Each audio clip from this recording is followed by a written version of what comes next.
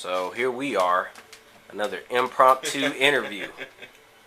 Right here, baby. We're in the homemade studio of Mr. Jadolphus Frazier. You can see he's tired, been on the grind, working hard. So, Mr. Frazier, let me ask you a couple questions here. Tell the. Actually interviewing me. I'm dead serious. Give the world out there the basics of you, where you come from, all that stuff. What's your story? I'm a transplant to LA currently. Originally from Brooklyn, New York. Have some strong roots in the South in Mississippi, which is my mother's hometown. I'm Guyanese American, first generation on my father's side. But I've lived in other places. Been in LA 12 years, but prior, I moved here from Canada by way of Washington State.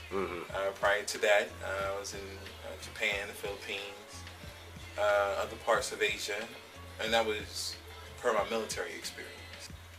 Strong roots in Mississippi, lived there for a number of years in a small town, which was very instrumental into who I am because of the things that I saw people do. Although I despised them then because I thought they were backwards, I take those, I use those things as, I consider them to be relics now.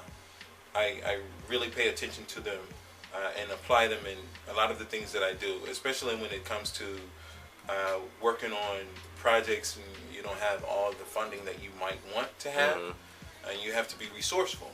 And living in the town that I lived in with my mother, I saw people be quite resourceful. They were able to, my mother's father, I thought he was a tyrant, but I was a kid, and he was a tyrant. I can't take that away. He was a tyrant, but he was also a great educator. After being a sharecropper, he, in raising his family, he became a carpenter, and he developed a profitable business. It was family run, and he made a lot of money from doing it. Built a lot of homes, built a lot of buildings, and expanded his entrepreneurship. And I saw the same thing on my father's side. My grandmother, who migrated here from Guyana, man, you talk about hustler? Yeah. Shit, girls today, they talk about, diva is, it's another name for hustler. Shit, my grandmother was like, nah, you haven't seen a diva, you haven't seen a hustler until you check my grandmother out. Word. R.I.P. Grant. As I was saying, the things that I saw people do in the South, the way that they used the things that they had available to them to as resources to get what they wanted to get, to create what they wanted to have. It was amazing. I would go from New York to the South, and my mother would tell me to go outside and watch my uncles, her brothers, fix on the cars. They had their own garage, right, they built, but it looked like a makeshift garage, like this shit here, right? And I'm like, no way.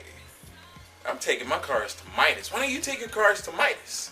And I would say that every time they would tell me to go outside and help them. And a few years ago, I called my mother and I asked her to connect me with one of her brothers, and to ask him how to change the oil in my car. And she's like, are you kidding me? I'm like, nah, for real. I want to change the oil in my car. Because, they're charging me like $25 to change the oil in my car. And I figure if I can do it myself, I'll save some money and apply it towards other things that I prefer to do, that I prefer doing, such as traveling, films, investing my money in the films that I think will make money, make my money back. Right. And as a result of that, I've learned a lot. I've learned to be self-reliant, right, to be self-sufficient, and don't feel like I don't have. Right. I have to first look at the things that are within reach and see how I'm able to best manipulate those things to my advantage. Right. Now let's transition that into that self-reliance and resourcefulness into the filmmaking work that you do. So first of all, how long have you really been working in film, or on the grind in that industry? I made an agreement to myself in 1999 that film is one of my careers from here on out.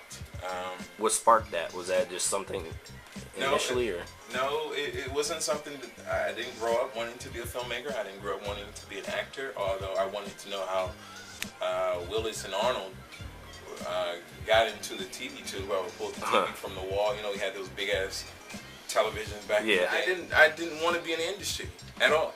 I didn't have any desire for it. I studied it in college only because it was a part of a curriculum, a pilot program that I participated in undergrad, and but still I had no interest in it. I wanted to be on TV as a football player.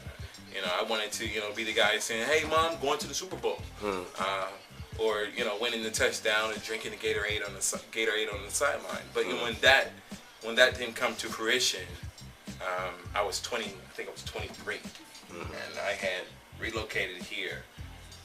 I was training, going to tryouts, and incurring injury after injury, and after being told by my physical therapist that I needed to explore something else for a career, because if I continue to subject my body to the impact and the physical conditioning that I was subjecting it to, then I would most likely not be able to walk later on in life.